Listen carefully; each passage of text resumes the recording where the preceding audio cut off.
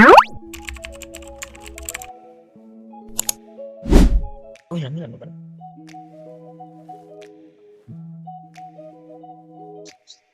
Assalamualaikum warahmatullahi wabarakatuh. Alhamdulillahirabbil alamin wassalatu wassalamu ala nabiyyina Muhammad amma ba'du.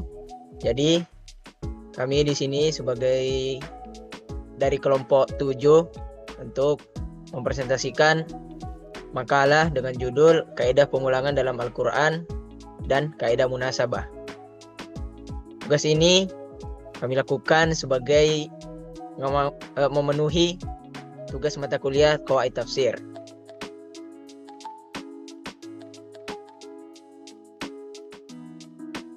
Kami di sini beranggotakan 4 orang. Yang pertama Azkal Makmun, yang kedua Brahma Firman Ghani, yang ketiga Muhammad Hidayat, yang keempat Muhammad Fakih Zain.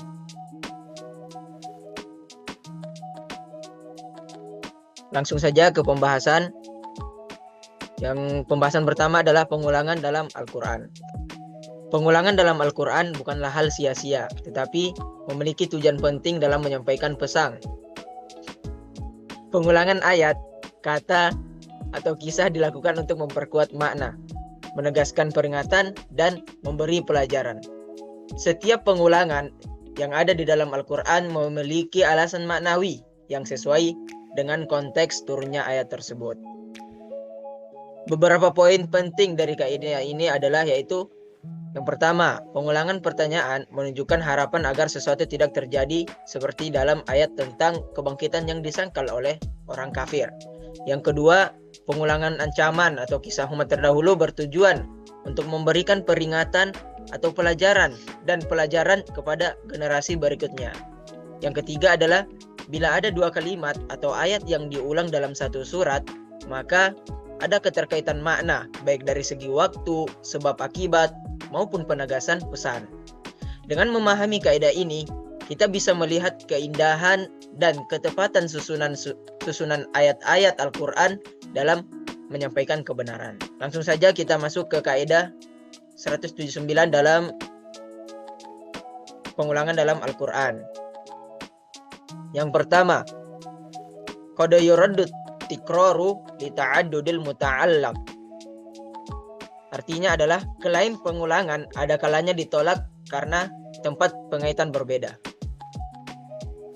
Kaidah ini menjelaskan bahwa meskipun dalam Al-Quran terdapat ayat atau kalimat atau kisah tampak diulang-ulang, sejatinya tidak ada pengulangan yang benar-benar sama tanpa maksud.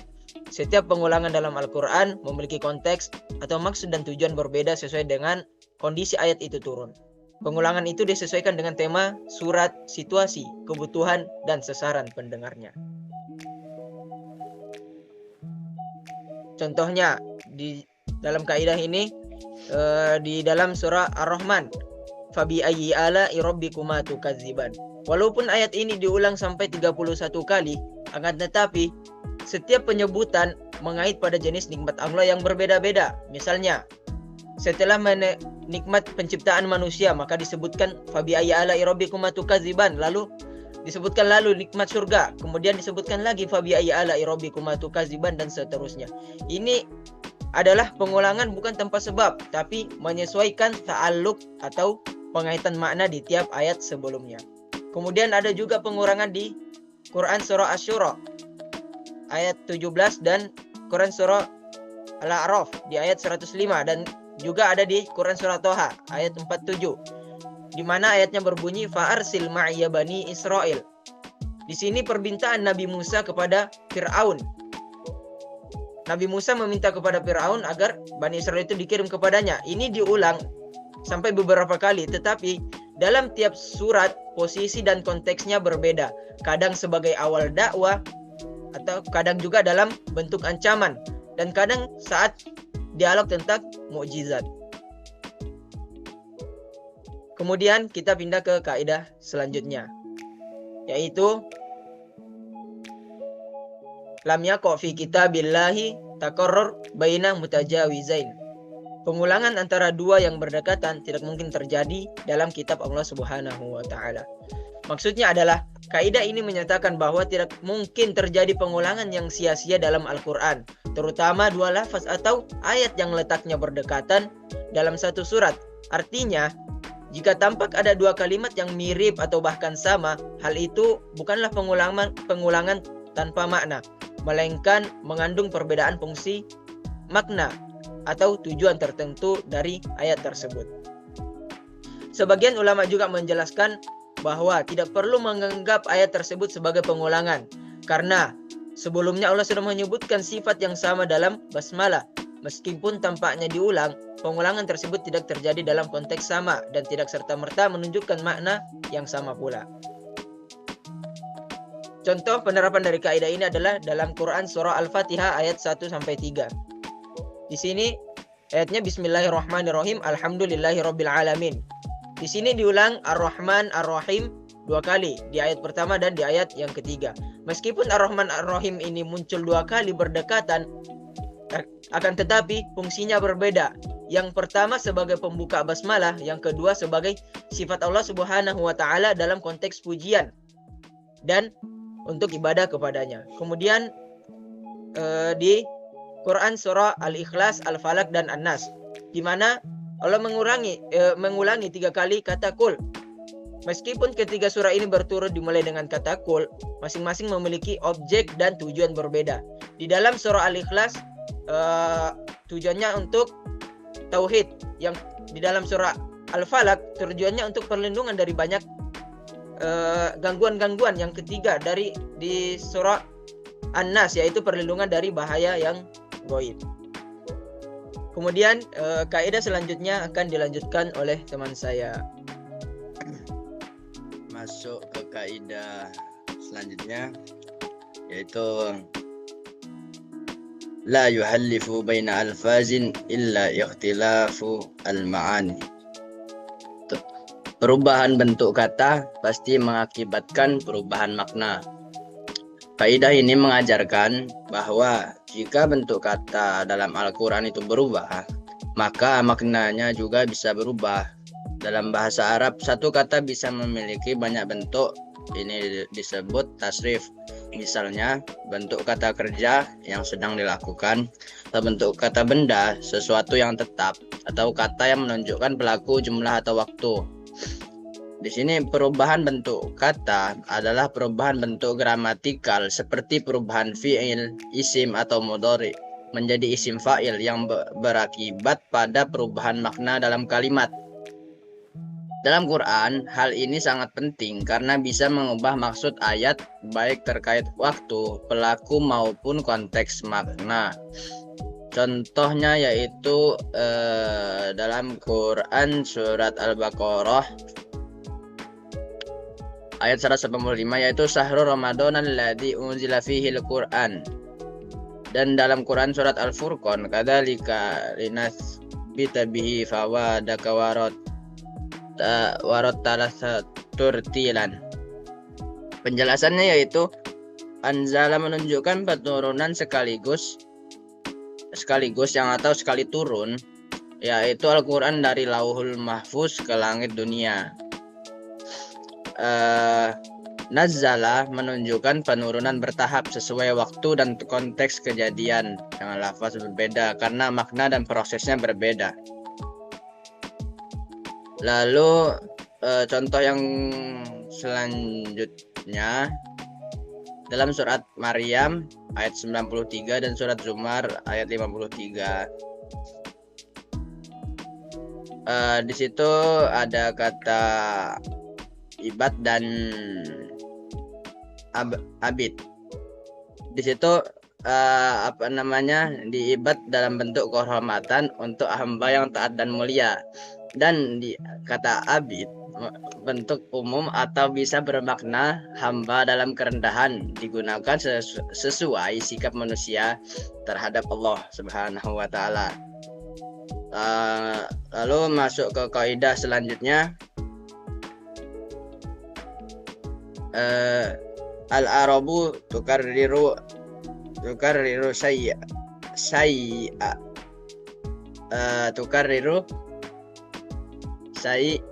fil istifham li istibadihi Yang artinya pertanyaan mengenai sesuatu diulang untuk mengharapkan agar sesuatu itu tidak terjadi. Mengulang pertanyaan dalam retorika Arab bisa menjadi cara untuk menyatakan penolakan atau keraguan yang kuat terhadap sesuatu, sambil berharap hal itu tidak terjadi dalam konteks Al-Quran. Ini jadi salah satu cara menggambarkan sikap kaum kafir terhadap ajaran Nabi. Kaidah ini juga menunjukkan bahwa dalam tradisi Arab, mengulang pertanyaan bisa mengandung ungkapan penolakan yang halus atau harapan agar sesuatu tidak terjadi. Jadi bukan hanya tanya biasa, tapi ada maksud tersembunyi di baliknya. Contohnya yaitu dalam surat Al-Mu'minun ayat 35.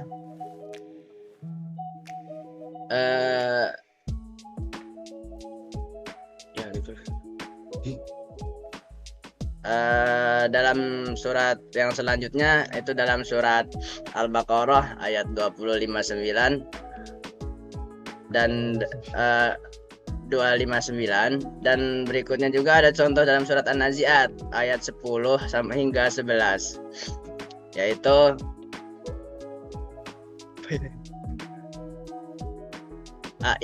inna lamarduduna fil hafirah aidza kunna izaman nahirah.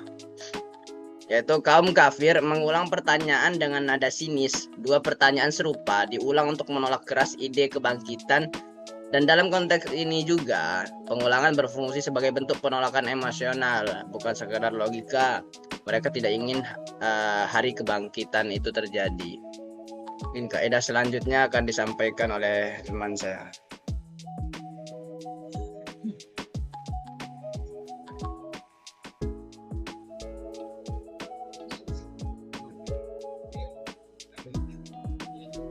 Lanjut ke kaidah selanjutnya. At-tikraru yadullu 'alal i'tina. Pengulangan menunjukkan perhatian lebih.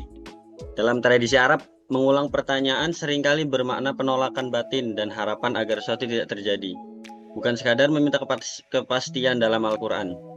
Hal ini tampak pada surat Al-Mu'minun ayat 35, di mana kaum kafir mengulang pertanyaan tentang kebangkitan sebagai tanda ketidakpercayaan dan keengganan mereka terhadap peristiwa tersebut. Kaidah ini menunjukkan kedalaman makna dalam bahasa Arab dan Al-Quran, di mana pesan bisa disampaikan secara halus namun tegas melalui susunan bahasa dan pengulangan. Contoh penerapan kaidah ini yakni di surat Ar-Rahman pada ayat fabi ayyi ala'i rabbikuma tukadziban, diulang sebanyak 31 kali dalam satu surah. Pengulangan ini berarti menunjukkan besarnya perhatian Allah terhadap nikmat-nikmat Allah yang seringkali diabaikan manusia, dengan terus-menerus bertanya, nikmat Tuhanmu yang mana yang kamu dustakan? Al-Quran ingin menggugah kesadaran manusia agar tidak lalai dan bersyukur.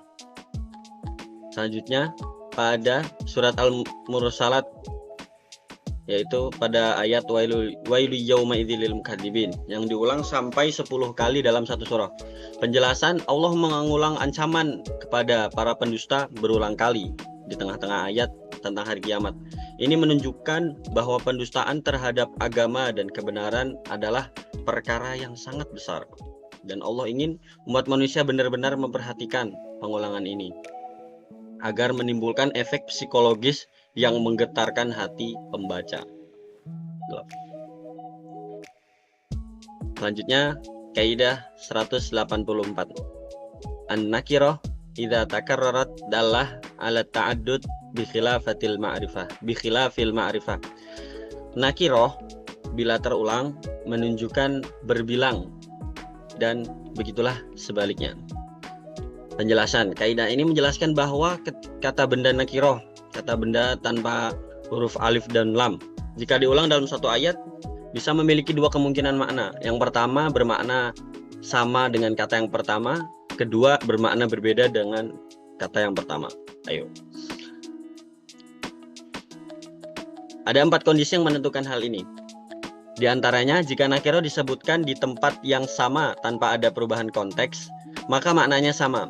Namun jika disebutkan di tempat yang berbeda atau dalam situasi yang berbeda, maka maknanya bisa berbeda. Dalam bahasa Arab, nakiroh adalah kata benda yang tidak memakai alif lam atau tidak ditentukan siapa atau apa yang dimaksud, umum, seperti kata seorang, suatu, atau beberapa.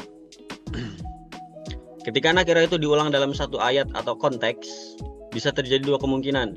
Bisa berarti hal yang sama jika konteksnya masih berkaitan atau tempatnya tidak berubah, atau bisa berarti hal yang berbeda jika konteks dan tempatnya berubah.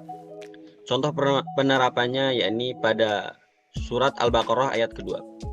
Dzalikal kitabu la raiba fihi hudal lil muttaqin. Penjelasan kata al-muttaqin adalah ma'rifah karena dia ma'rifah dengan ada huruf alif dan lam. Maka menunjuk satu kelompok tertentu, yaitu orang-orang bertakwa yang memiliki sifat khusus sebagaimana disebutkan setelahnya. Kalau ma'rifah meski diulang berarti dia tetap menunjuk hal yang sama. Kalau ma'rifah. Yang kedua pada surat An-Nur ayat 4 dan 5.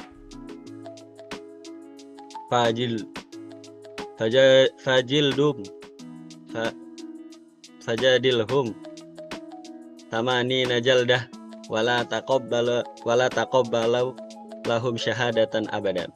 Kata syahadah kesaksian di sini adalah nakiroh. Bila kalimat berikutnya menyebutkan syahadah lagi dalam konteks berbeda, maka menunjukkan pada kesaksian yang berbeda dari nakiroh yang pertama. Artinya setiap kesaksian yang mereka bawa di masa depan akan selalu tidak diterima, atau bukan hanya satu kesaksian saja yang tidak diterima. Lanjut, kaidah selanjutnya. Nakiroh apabila diulang-ulang berarti ada banyak jenis nikmat. Oh, itu masih masuk kaidah yang tadi. Kaidah selanjutnya, idza ittakhadha syart wal jaza al-fadhon dalla 'alal faqamah. Bila persyaratan dan bahasanya sama kata-katanya, itu menunjukkan hebatnya peristiwa. Penjelasan. Kaidah ini menjelaskan tentang pengulangan syarat dan balasan dengan kata yang sama dalam satu susunan kalimat dalam Al-Quran. Pengulangan tersebut bukan sekedar pengulangan biasa, melainkan untuk menunjukkan betapa besar, betapa dahsyat dan pentingnya peristiwa yang dimaksud sampai diulang-ulang. Terus yang ketiga, fungsi dari pengulangan ini adalah sebagai bentuk penegasan dan penguatan makna agar orang yang mendengar atau membaca ayat tersebut benar-benar memperhatikan peringatan atau ancaman yang disampaikan. Dalam bahasa Arab klasik, pola ini sering digunakan untuk memberi kesan mendalam terhadap sesuatu yang dianggap sangat berat atau penting. Dalam Al-Quran, pengulangan ini biasanya terjadi pada ayat-ayat tentang ancaman, peringatan, atau peristiwa besar seperti kiamat. Nah, dalam bahasa Arab, pengulangan kata atau kalimat dalam satu rangkaian syarat dan balasan sering kali memiliki tujuan khusus, bukan sekedar repetisi, bukan sekedar pengulangan. Namun ketika kalimat syarat diulang-ulang dengan balasan yang sama atau menggunakan kalimat yang mirip, itu untuk menegaskan bahwa peristiwa yang disebutkan benar-benar besar, benar-benar dahsyat, dan patut diperhatikan dengan sungguh-sungguh. Contoh penerapan kaidah ini yakni pada Quran surat Al-Zalzalah ayat 7-8. Di mana di situ dijelaskan kalimat syarat dan jawaban persis sama secara struktur, hanya beda antara khairon dan syarron. Ini menunjukkan bahwa setiap perbuatan sekecil apapun sangat penting di sisi Allah. Perbuatan baik sekecil apapun, perbuatan jahat sekecil apapun pasti akan mendapatkan balasan dari Allah Subhanahu wa taala. Pengulangan ini menunjukkan hebatnya peristiwa di hari perhitungan, hebatnya peristiwa perhitungan. Selanjutnya dalam surat Al-Insyiqaq ayat 6. Ya ayyuhal insan innaka kadihun ila rabbika kadhan famulaqih. Kata kerja kadih artinya berjuang keras dan hasilnya mulaqih, menemui Tuhan. Menunjukkan struktur padat dan simetris. Jadi perjuangan manusia tidak akan sia-sia dan pasti akan berujung pada pertemuan dengan Allah. Pengulangan dan simetri ini menunjukkan agungnya pertemuan itu, yaitu saat manusia berdiri di hadapan Robnya. Yang ketiga, dari contoh Quran surat Al-Ghasyiyah ayat 25-26. inna ilaina iyabahum thumma inna alaina hisabahum. Kata ilaina dan alaina memperlihatkan kesamaan struktur antara kembali dan perhitungan umat manusia yang tidak akan bisa lari karena seluruh proses kembali dan perhitungan dikendalikan langsung oleh Allah Subhanahu wa taala. Yang kaidah selanjutnya akan disampaikan oleh teman saya. Selanjutnya saya akan menjelaskan mengenai munasabah. Munasabah dari segi etimologi adalah hubungan antara dua pihak atau lebih. Dalam Maqayis al-Lugha dikatakan bahwa kata yang terdiri dari nun, sin, dan ba maknanya adalah hubungan sesuatu dengan sesuatu lainnya. Di antara terdapat kata nasab, yaitu hubungan dan kaitan darah seorang dengan seorang yang lainnya. Munasabah dari segi terminologi adalah pengetahuan tentang makna yang terkandung dalam penurutan dan pernyataan Al-Quran. Sebagaimana dalam kaidah yang ke-196 yaitu katsiran ma tukhtamul ayat al-Qur'aniyah bi babil asma'il husna bitadlili ala anna al-hukmal madhkur lahu ta'alluqun bidzalikal ismi al-karim. Kebanyakan ayat ditutup dengan al-asma'ul husna untuk menunjukkan bahwa pesan ayat yang berkaitan dengan nama-nama agung itu. Dan kaidah ini berarti bahwa kebiasaan penutup ayat dengan asmaul husna dalam Al-Quran berfungsi untuk menegaskan isi hukum atau perintah dalam ayat tersebut, serta menunjukkan bahwa sifat-sifat Allah berkaitan langsung dengan konteks ayat itu. Dan penyebutan asmaul husna di akhir ayat menjadi cara Al-Quran untuk yang pertama, menguatkan pesan ayat. Yang kedua, menunjukkan bahwa keputusan itu datang dari Zat yang Maha Agung. Ketiga, mengingatkan manusia ada kesempurnaan sifat Allah dalam segala urusan. Dalam Al-Quran, banyak ayat yang diakhiri dengan Asmaul Husna, nama-nama Allah yang agung, sesuai dengan tema atau hukum yang dibahas dalam ayat itu. Fungsinya bukan sekadar pujian, tetapi untuk memperkuat isi kandungan ayat itu sendiri. Misalnya, jika ayat tentang ancaman azab ditutup dengan nama Allah yang menunjukkan keperkasaan dan kebijaksanaannya. Jikalau tentang ampunan ditutup dengan nama-nama yang menunjukkan sifat dan kasih sayang. Hal ini memberikan pesan bahwa hukum atau perintah yang disebutkan dalam ayat tidak main-main karena datang dari Zat yang memiliki sifat maha sempurna sesuai konteksnya. Ada beberapa contoh di dalam ayat Al-Quran dan saya akan menjelaskan satu contoh saja, yaitu dalam Quran surat Al-Maidah ayat ke-38. A'udzubillahi minasyaitonirrajim. Was-sariqu was-sariqatu faqta'u aydiyahuma jazaa'an bima kasaba nakalan minallahi wallahu azizun hakim. Ayat ini berisi ketetapan hukum potong tangan bagi pencuri ditutup dengan Azizun Hakim untuk menunjukkan bahwa hukum ini berasal dari Allah yang Maha Kuasa dan pasti adil serta penuh hikmah dan tidak bisa ditentang dan mengandung keadilan yang sempurna. Kemudian selanjutnya kaidah yang ke-197 yang berbunyi al-ayatani awil mumlatanil mutajawiratani imma ayyadhara irtibat bainahuma aula. Imma an takuna ihdahuma ma'tufan 'ala al-ukhra wa 'ina idzin la budda an takuna bainahuma jihatin jami'ah aw la takuna ma'tufah fala budda min da'amatin ta'dinu bi ittisalil kalam. Yang pertama, dua ayat atau kalimat yang berdekatan ada yang jelas terlihat hubungannya dan ada pula yang tidak jelas. Yang kedua, jika ayat atau kalimat disambungkan dengan atau kalimat yang satu lagi, maka terdapat segi yang menyatukan keduanya. Jika keduanya tidak disambungkan dengan huruf athof, dalam kondisi demikian antara keduanya pasti terdapat faktor yang membuat keduanya berkaitan. Kaidah ini berarti bahwa dalam Al-Quran ada dua kalimat atau dua ayat yang disambungkan dengan kata sambung seperti bau athof pasti memiliki hubungan isi atau makna. Baik hubungan sebab akibat, hubungan waktu, hubungan konteks peristiwa, atau hubungan sebagai penjelas terhadap pesan satu dan yang lainnya.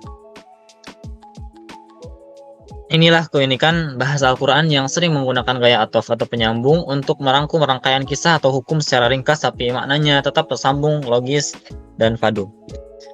Dalam bahasa Arab, kalimat atau ayat yang disambungkan dengan huruf waw athof disebut memiliki hubungan maknawi meskipun isi peristiwanya tampak terpisah. Kaidah ini penting dalam tafsir karena setiap rangkaian ayat yang disambungkan dalam satu susunan pasti saling berkaitan, baik sebab, akibat, waktu, atau konteksnya. Dan di sini ada beberapa contoh ayat Al-Quran. Yang pertama di dalam Quran surat Al-Fatihah ayat 5-6. yang berbunyi iyyaka na'budu wa iyyaka nasta'in. Ayat iyyaka na'budu wa iyyaka nasta'in ini adalah pernyataan penghambaan dan permohonan pertolongan, lalu langsung disambung tanpa atof ke ihdinas siratal mustaqim, permintaan petunjuk.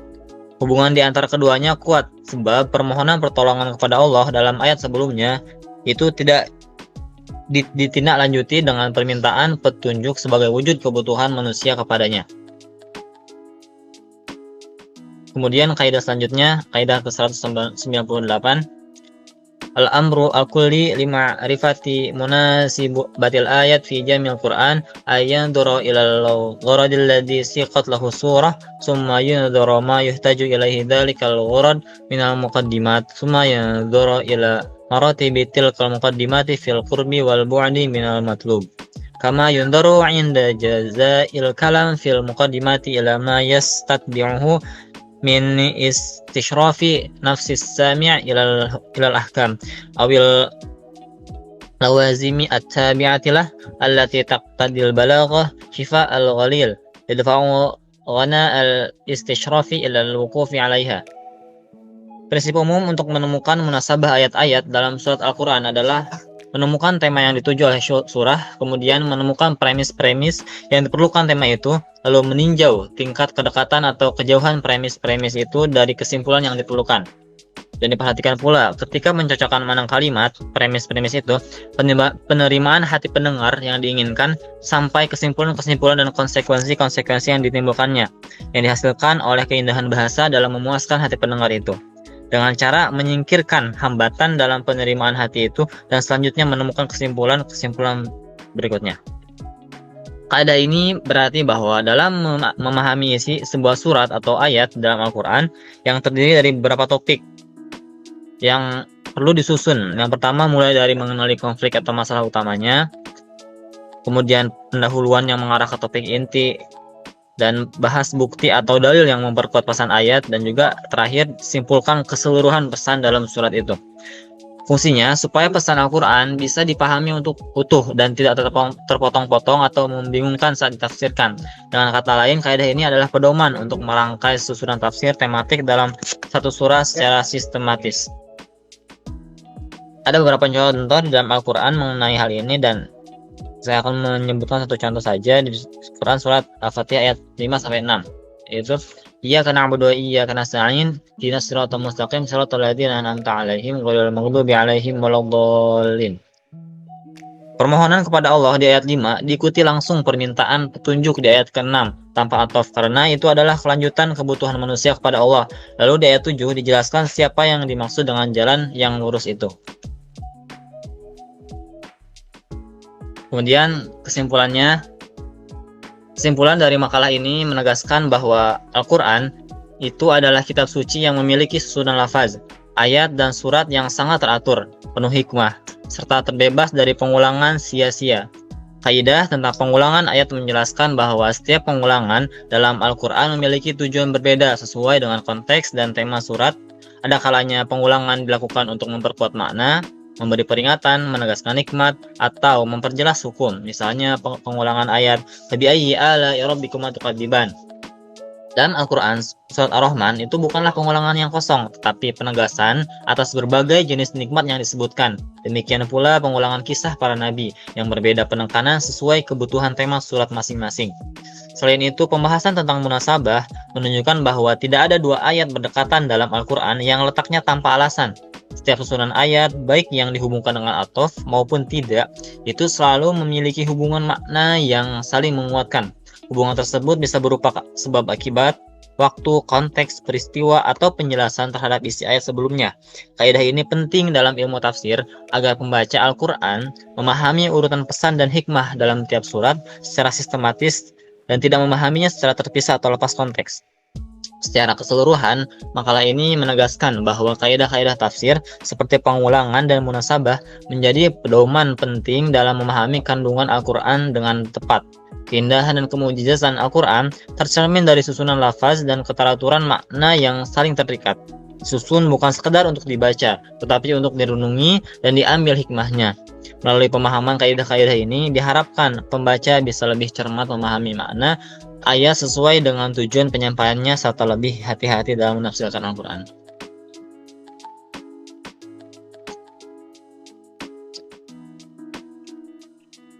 Soal dan jawaban.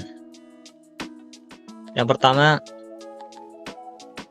maksud dari kaidah 179 adalah A.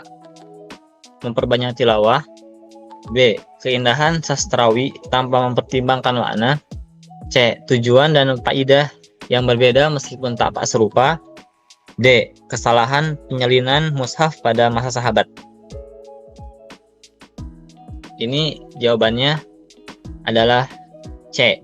Karena apabila suatu lafaz atau kalimat tampak diulang, itu pasti ada perbedaan makna, penegasan, rincian, atau aspek baru yang ingin disampaikan. Kemudian yang kedua, contoh dari penerapan kaidah 180 adalah A. Semua bentuk kata dalam Al-Quran dapat dipertukarkan tanpa mempengaruhi makna. B. Kata-kata dalam Al-Quran hanya dipilih karena alasan irama dan sajak. C. Setiap perubahan bentuk kata membawa makna baru yang lebih ringan. D. Perbedaan bentuk kata menunjukkan perbedaan tingkat atau jenis pemahaman. Nah, ini jawabannya D. Perbedaan bentuk kata menunjukkan perbedaan tingkat atau jenis pemahaman. Penjelasannya, jika Allah memiliki satu bentuk kata daripada yang lain, itu karena makna yang dikandungnya lebih tepat untuk konteks tersebut. Maka perubahan yang bukanlah variasi kosong, tapi syarat makna. Kemudian yang ketiga, pengulangan pada surat An-Naba ayat 4 dan 5 menunjukkan bahwa A. Agar irama bacaan menjadi indah. B. Terjadi kekeliruan. C. Pengulangan menunjukkan penekanan dan keseriusan ancaman bagi orang yang mendustakan hari kebangkitan. D. Lafaz yang diulang tidak mengandung faedah tafsir apapun. Dan ini jawabannya adalah C. Karena ayat tersebut merupakan penerapan dari kaidah-kaidah pengulangan menunjukkan perhatian yang lebih. Kemudian yang keempat, bentuk kalimat idza zulzilatil ardu zilzalaha menunjukkan bahwa kata kerja dan objeknya seolah-olah diulang. Menurut kaidah tafsir, struktur semacam ini menunjukkan A. Penekanan gaya bahasa Arab klasik. B. Redundansi dalam penjelasan. C. Hebatnya peristiwa yang sedang digambarkan. D. Kesalahan dalam pengutipan mushaf. Ini jawabannya adalah C. Hebatnya peristiwa yang sedang digambarkan. Karena pengulangan bentuk kata antara syarat dan jawabannya, zulzilatil zilzalaha, menunjukkan betapa dahsyatnya gempa bumi pada hari kiamat. Sebagaimana kaidah, jika syarat dan jawabannya sama, maka menunjukkan kedahsyatan pada peristiwa tersebut.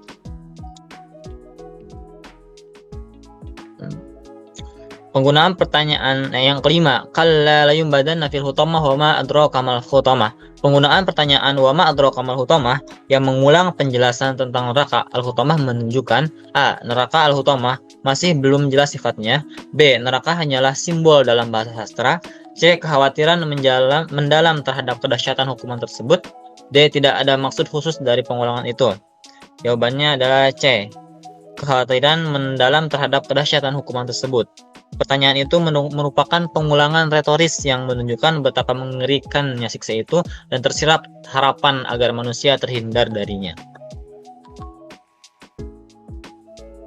Mungkin cukup sekian dari presentasi kelompok kami. Mohon maaf bila ada kesalahan. Ditutup dengan doa Rabbana atina fid dunya hasanah wa qina adzabannar. Nun qawmi masrun. Wassalamualaikum warahmatullahi wabarakatuh. Waalaikumsalam warahmatullahi wabarakatuh.